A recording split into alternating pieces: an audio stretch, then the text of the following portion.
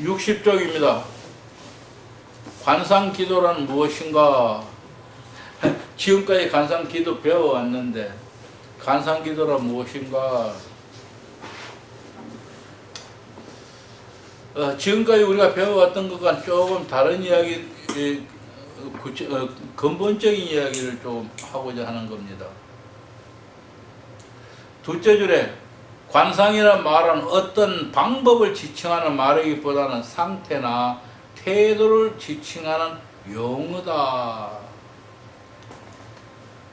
관상 혹은 관상적, 관상기도, 관상수술의 관상적 태도, 그래 관상적 이런 말들이 쭉 있습니다.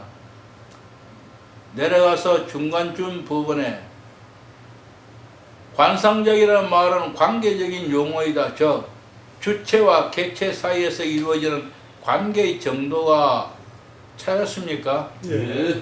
주체와 객체 사이에서 이루어지는 관계의 정도가 자기 몰입적인지 혹은 자기 초월적인지에 따라서 관성적이냐 그렇지 않느냐를 가늠한다. 무슨 말입니까? 자기 몰입적이면은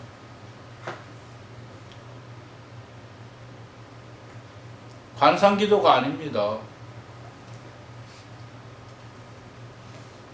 자기 초월적이면 그것은 관상기도입니다.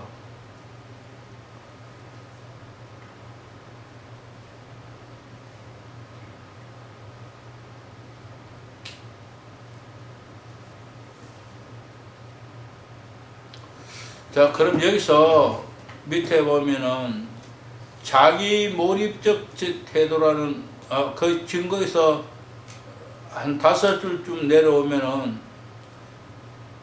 예를 들어 자기 몰입적 태도로 자연을 감상한다고 하자. 자기 몰입적 태도에 대한 이야기입니다. 자, 그 전에 먼저 배경을 좀 이야기 드릴게요. 만약에 지금 여기는 나무를 본다고 하십시다. 본다면은 이 속에서 조용히 묵상하고 보면 이 속에서 하나님이 하시는 일을 발견할 수 있을까요? 없을까요? 이제 이게 개념적인 문제입니다.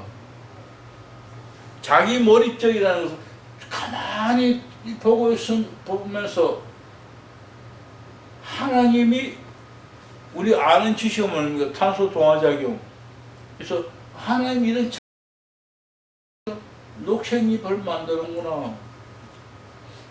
요거 보세요. 녹색이 누래졌어요. 왜? 태양을 못 봐서 이런 거예요. 그래서 지금은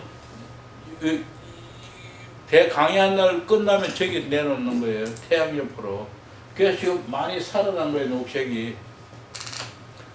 이걸 보면서 하나님이 태양을 비춰주시고 물을 흡수하게 하고 등등 해서 이렇게 판을 만드는구나.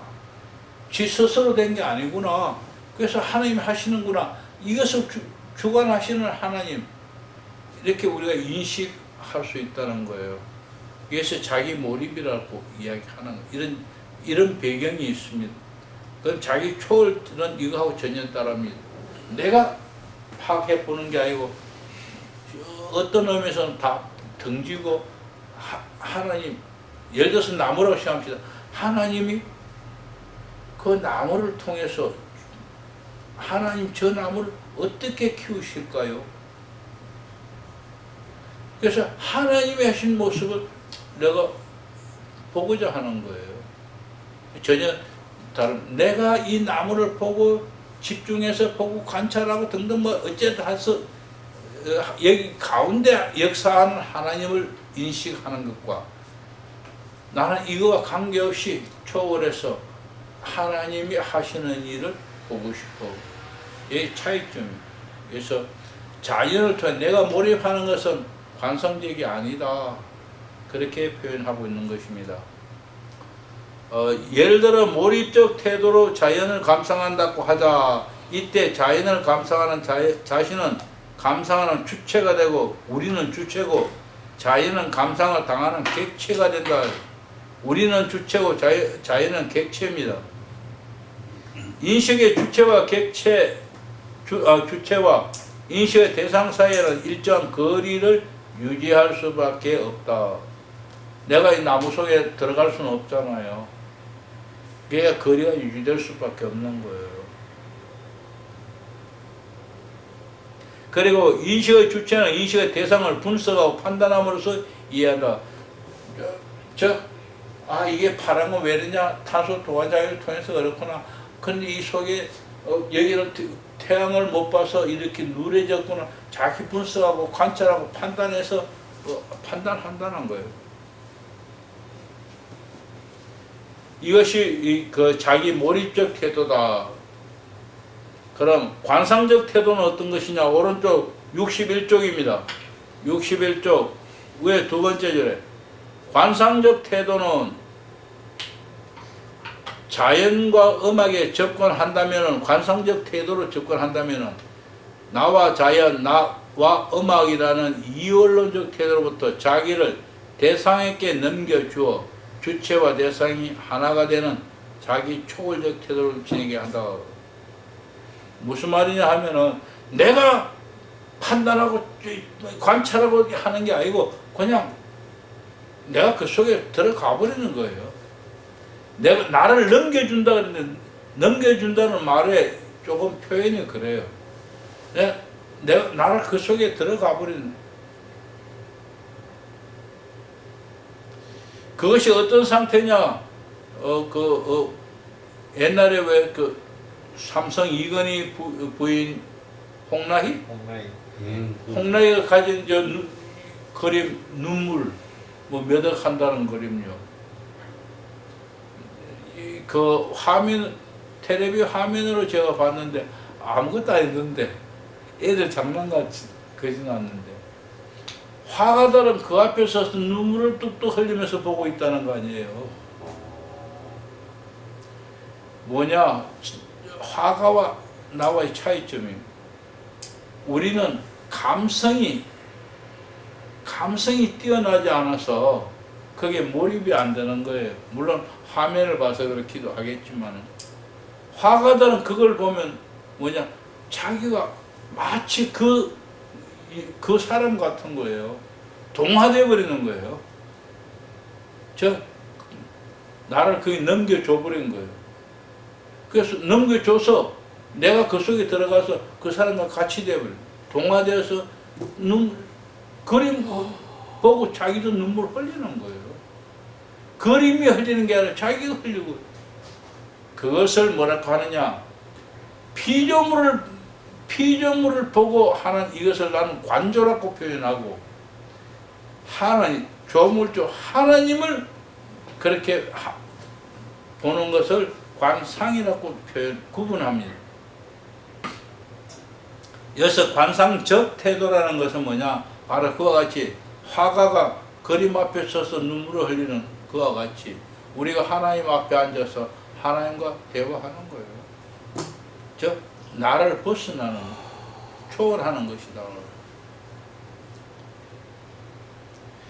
그렇게 정의하면은 나중에 책 가서 읽으실 때 다 해결이 될 겁니다. 62쪽으로 가보십시오.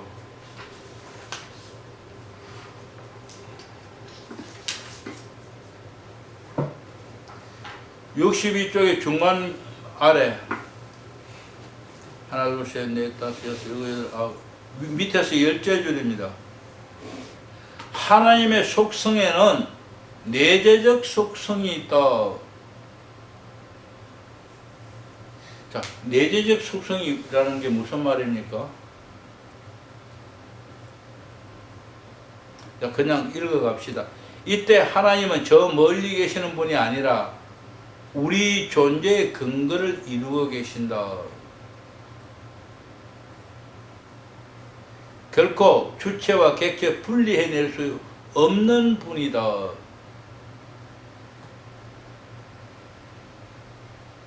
분리된다고 할 때 벌써 나 자신의 존재에 부인하는 것과 같다. 그래서 기독교 정사에 나타난 탁월한 영성가들은 하나님과 하나됨을 끊임없이 추구해왔다. 저 하나님의 속성은 즉 성령이 우리 안에 와 계십니다. 내재하십니다. 성령은 하나님은 우리 안에 들어오시기를 원하신다는 거예요. 그게 하나님의 속성이라는 거예요. 그래서 우리의 존재의 근거를 이루고 있다. 우리의 존재라는 건 육신적 존재를 이야기하는 거 아닙니다. 영적 존재죠. 그래서 우리는 뭡니까? 하나님의 자녀가 되는 거예요. 그래서 구원받은 자가 되는 거예요. 성령이 우리 안에 들어와 있지 않다면 그는 구원받은 자가 아닙니다. 밑에서 세 번째, 자주 신부와 신랑으로 비유하면서 둘이면서 둘일 수 없는 상태로 설명한다. 영성가들은 하나님과 우리 사이를 신랑과 신부로 비유한다. 그래서 부부는 일심 동체라, 둘이 하나다. 하나님, 그래서 예수님도 우리를 자기의 신랑이고 우리의 신부라는 표현을 했지 않습니까? 이에 대해서 뒤쪽에서 아마 설명을 할 수 있겠습니다만은,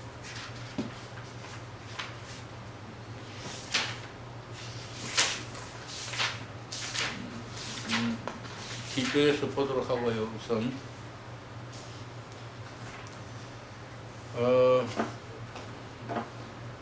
마지막 줄 끝에 보면은 그런즉 이제는 내가 산 것이 아니요 오직 내 안에 그리스도께서 사신 것이라. 이게 바로 사도 바울이 한 이야기죠. 이제는 내가 사는 게 아니라 내 안에 그리스도가 사신다. 이게 하나님 관상의 체험입니다. 우리도 그렇게 되면 얼마나 좋겠습니까? 저도 못 돼서니 그렇게 돼야 한다 말할 수도 없고 안 돼야 된다 할 수도 없고, 자, 어쩔 수 없습니다. 지금 안 된 걸 됐다고 하면 거짓말이고. 자, 관상기도란 말에 회자되는 그 배경이 있는데 그게 무엇인가, 그런 이야기입니다. 한국교회도 사실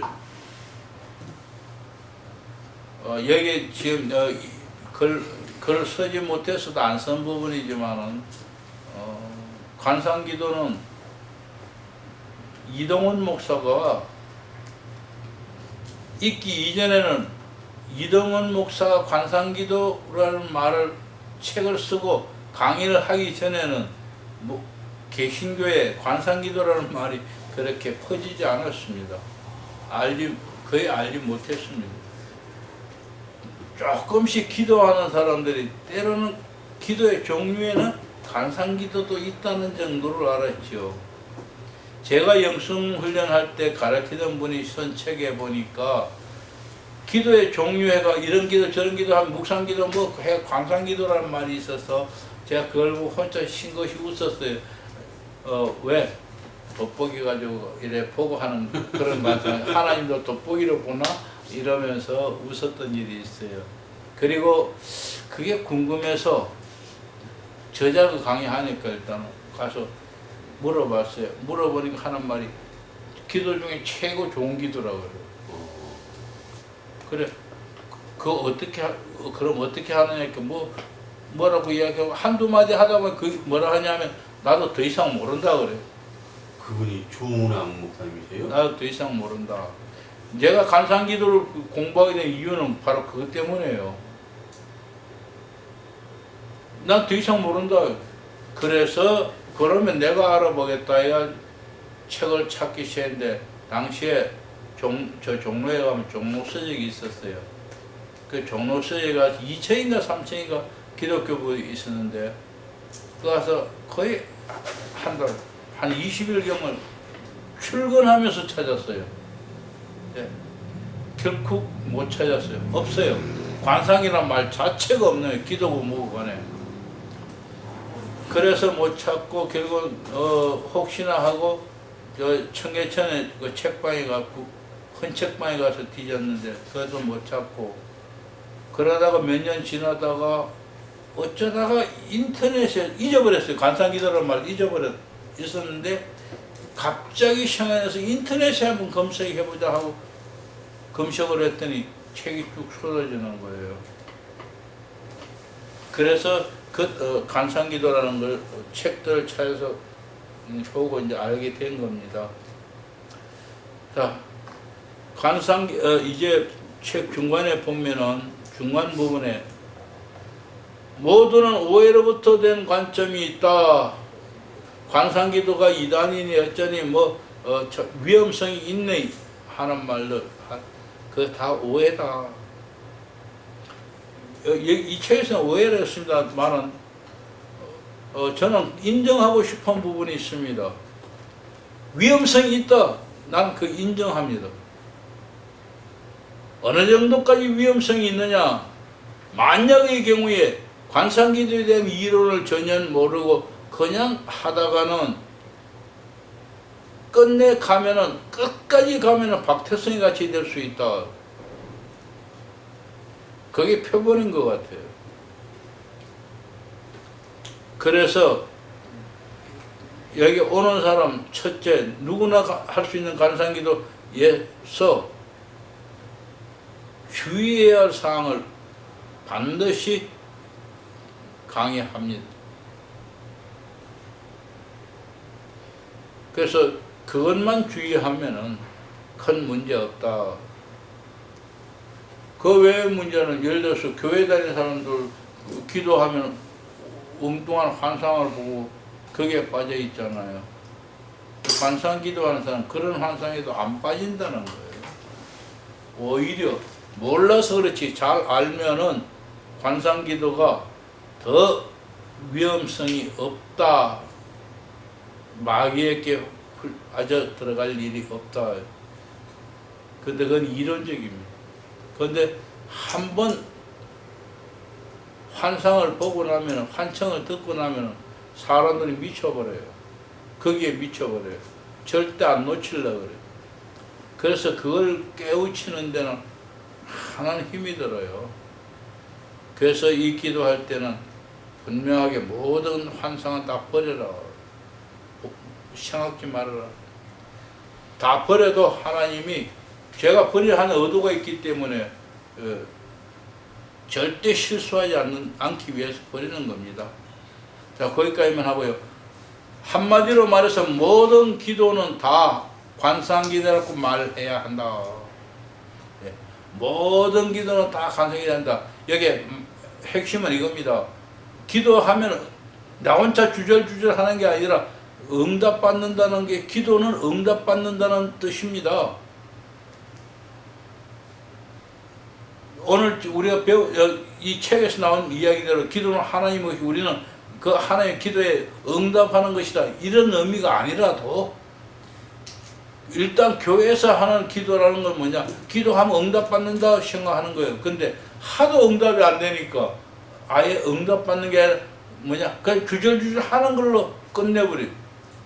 왜? 응답을 받아보지 못했으니까. 그래서 기도하는 사람이 불만이 뭐라 했어? 아까 76.3%가 응답 못 받으니까 불만인 거예요.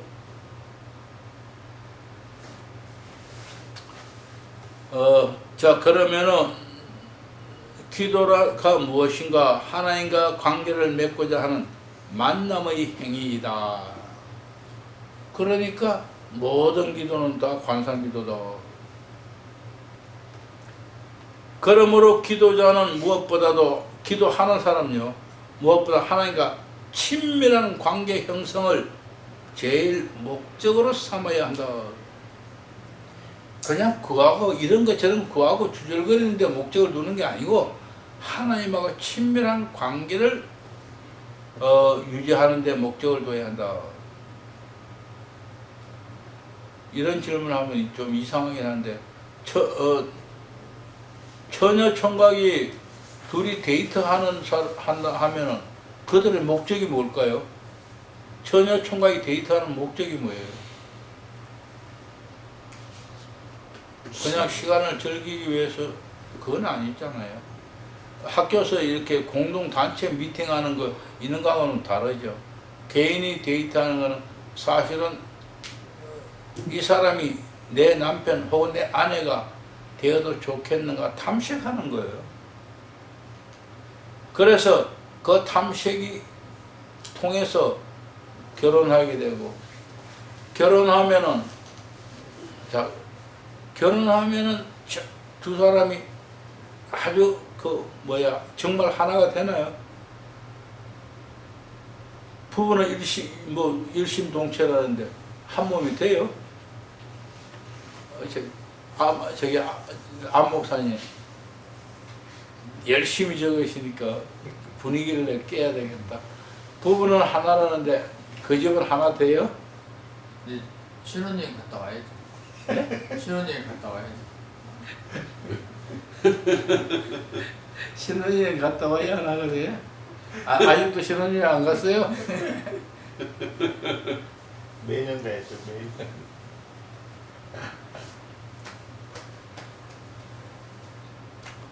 부부는 사람으로 하나 된다 그랬어요.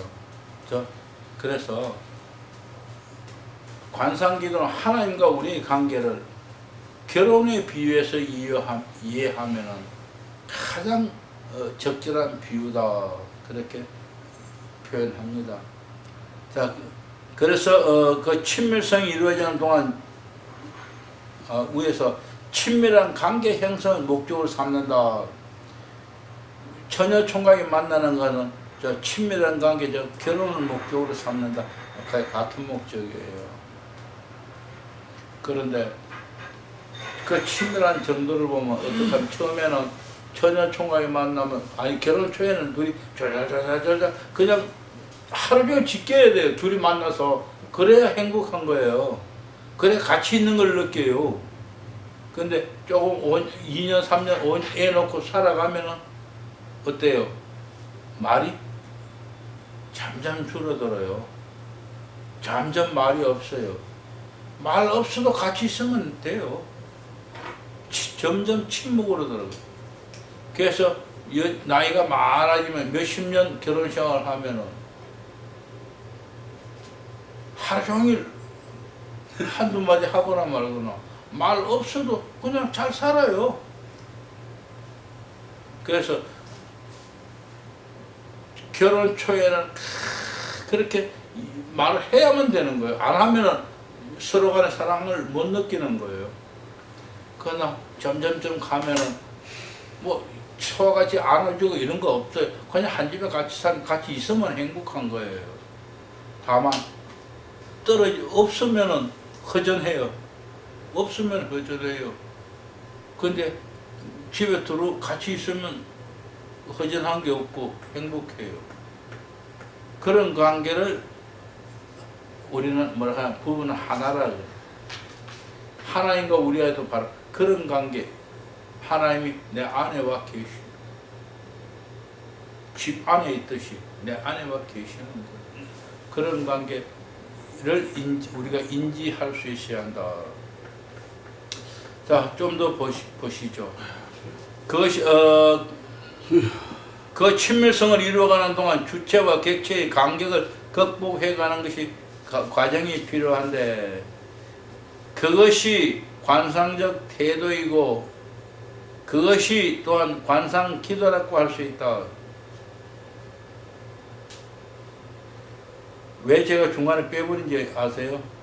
그냥 계속 읽으면 말이 좀 헷갈리니까.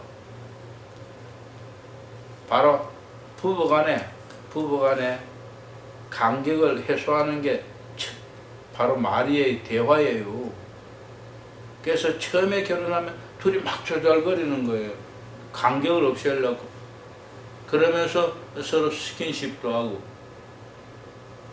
그러나 조금 이제 간격이 형성되면은 조금 1년, 2년 지나면서 뭐 말이 점점 줄어지는 거 믿을 만한, 신뢰할 만하면 만약의 경우에 만약에 이 남자가 믿지 못하겠다는 것을 느끼면 어떡하죠?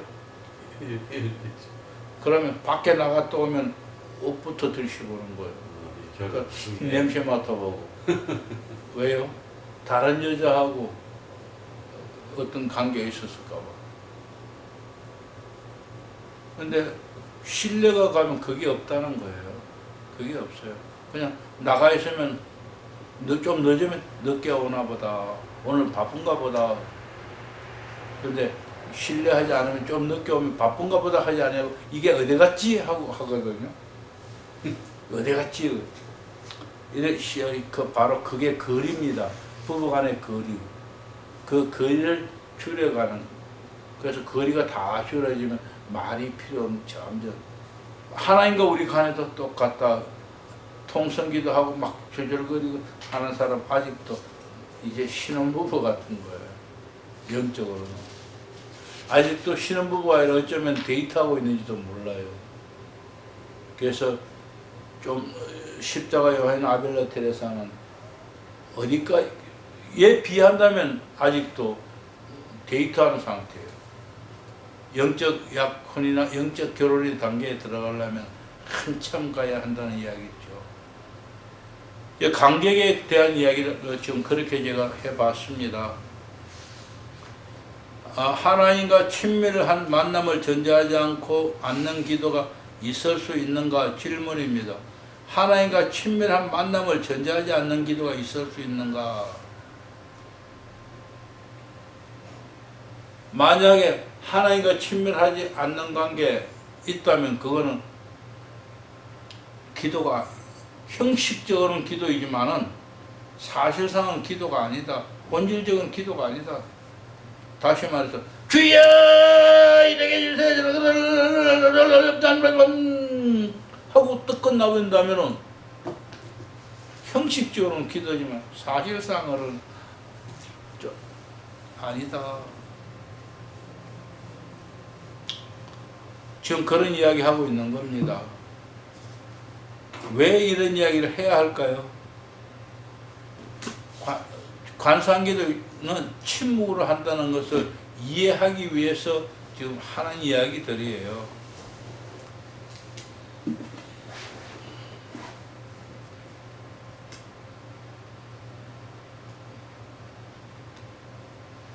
마지막 줄입니다. 63쪽 마지막 줄. 기도 생활에서 불만족의 원인은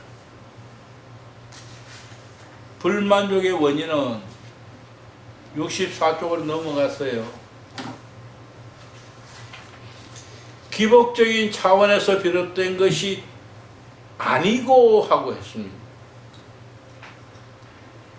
지금 교회에서 말한 것은 기복적인 차원, 교회가 기복적이다, 순복음이 기복적이다, 지금 이런 이야기도 하고 있습니다.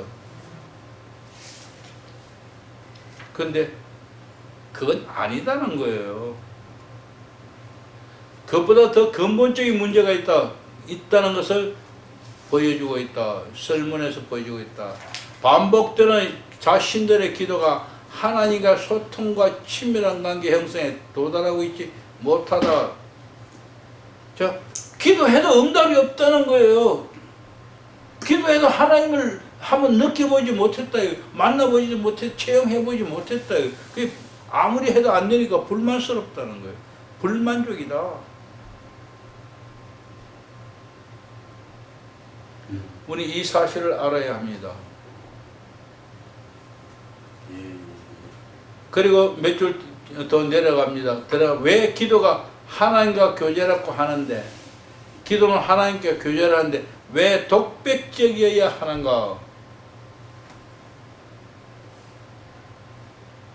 왜 홀로 막 주장하고 해주세요 저주세요만 해야 하는가?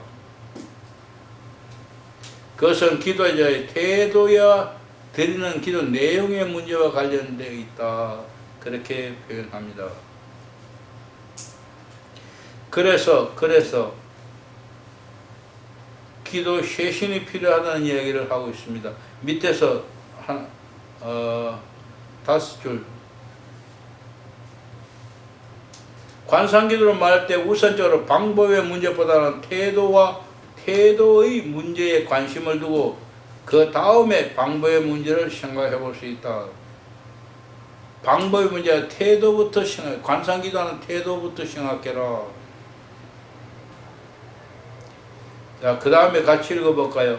관상기도란 새로운 방법의 기도가 아니고 하나님과 친밀한 관계 형성을 위한 기도로 돌아가고자 하는 기도 쇄신 운동이라고 할 수 있다. 자, 쇄신이라는 말 가면 이제 우리 김소원 목사님 네. 쇄신이라는 말 뜻을 알아요? 기도 쇄신 새롭게 한다는 것을 복수고 새롭게 한다는 예, 뜻이. 그렇습니다. 쇄신이라는 말을 왜 제가 물어봤냐면은 간상기도 결혼할 때 내 쇄신이라고 했더니 잘 못 알아듣는 것 같더라고요. 그래서 지금 물어본 거예요. 왜 물어본, 우리 김 목사님이 못 알아봐서 묻는 게 아니고 순복음 쪽에서 쇄신이라는 말을 쓰거든요. 성령 쇄신 그런 이야기를 하니까 그쪽이기 때문에 거기에 묻는 게 제일 빠른 것 같았어요. 제가 사진을 다시 한번 찾아봐서요. 나쁜 폐단을 없애고 새롭게 하는 것을 쇄신이라 한다. 성령 운동에서 나쁜 폐단이 성령 운동이 나쁜 게 아니고 그 하는 방법에서 나쁜 것이 있다는 거예요. 그래서 그걸 새롭게 고쳐 나가자. 나쁜 게 무엇일까요? 우리는 기독교에서 그냥 나쁘다 하면 그냥 기복이다 이렇게 말해요. 근데 설문 결과에서는 기복이 아니라는 거예요. 나쁜 폐단이 뭐냐? 하나의 응답 못 받는다. 기도해서 그냥 맨날 이래저래 혼자만 자꾸 하니까 하나님과 친밀한 관계 이루어지지 않고 일방통행이니까 응답을 못 받으니까 불만스러워. 아무리 기도해도 응답이 없으니까. 지가 응답 받을 일을 안 하잖아요. 지 말만 하고 끝나버리잖아요. 이 태도, 이 방법을 바꿔가야 한다. 그래서 그것이 쇄신이라는 말로 지금 표현하고 있는 겁니다. 65쪽에요. 쇄신 운동을 할 수 있으나 관상기도로 성경제를 말할 수 있다. 그 다음 같이 읽습니다. 기독교 영성사에서는 예수님을 맞이하는 마리아와 마르다의 사건에서 관상적 전통을 찾곤 한다. 예. 왜 마리아와 마르다에 대한 이야기, 관상의 사건이라 합니까? 그건 마르다 때문이 아닙니다. 마리아 때문입니다. 마리아는 언니가 뭘 하든 말든 상관하지 않아요. 오직 예수님 뭐라고 말씀하시든지 그 말씀 받으려고 기대하고 있는 거예요. 그 앞에 기다리는 거예요. 오늘 우리의 기도가 바로 마리아와 같이 예수님이 뭐라고 말씀하실지 모르니까 그 뜻이 무엇이니까 모르니까 무엇을 보여주실지 모르니까 가서 조용히 기다리는 거예요. 기다리는 그 모습은 마치 사무엘과 같이 여호와여 말씀하소서 종이 순종하겠나이다. 종이 순종하겠나 이 마음의 자세로 그 앞에 나가 있어야 된다는 거예요. 중간쯤 65쪽 중간쯤에 보면은 관상 기도는 주장하지 않고 순종하는 태도이다. 찾았습니까? 예. 관상기도는 서둘러 말하지 않고 잠잠히 기다리며 듣고자 하며 정직하게 반응하고자 한다. 그리고 궁극적으로는 우리 주님과의 완전한 일치를 갈망한다. 그래서 관상기도는 떠드는 게 아니고 조용히 침묵하고 기다린다. 어떻게? 마리아와 같이 예수님 발 앞에서 여호와여 말씀하소서 종이 순종하겠습니다. 무엇이든지 말씀하시면 내가 순종하겠습니다. 순종할 마음이 없다면은 그 앞에 나아가는 것도 다 헛겁니다. 그래서 순종할 마음을 가지고 나아가야 한다. 밑에서 네 번째 줄에 관상기도는 오늘 현재 행해지고 있는 기도 생활에 대한 개혁의 목소리며 자기 몰입적 신앙 태도로부터 자기 초월을 향한 하나님의 자신에게로 돌아오라는 하나님의 초청의 메시지라 할 수 있다. 무슨 말입니까? 자기 몰입 그냥 이렇게 자기가 판단하고 추적하고 그리고 찾아보고 관찰하고 해서 판단하는 게 아니라 다 버리고 하나님 앞에 나아가서 나를 초월해서 하나님 앞에 나아가서 가는 거다. 내가 모든 것에 몰입하는 게 아니라 나는 벗어나서 하나님 앞에 나아가는 거다. 그러니까 관상기도 하시는 분들은 자꾸만 뭘 내가 요구하고 관찰하고 뭐 하려고 하지 말고 그냥 하나님 앞에 나아가기만 하면 된다.